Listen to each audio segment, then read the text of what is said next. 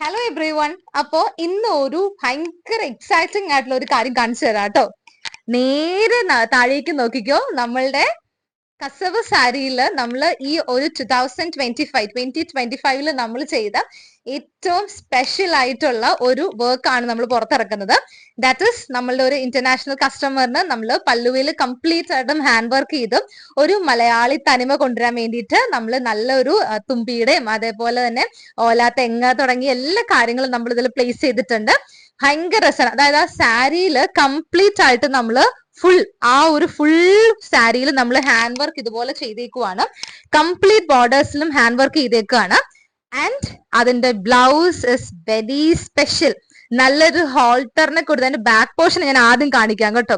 അത്ര രസമായിട്ടാണ് back portion ചെയ്തിരിക്കുന്നത്.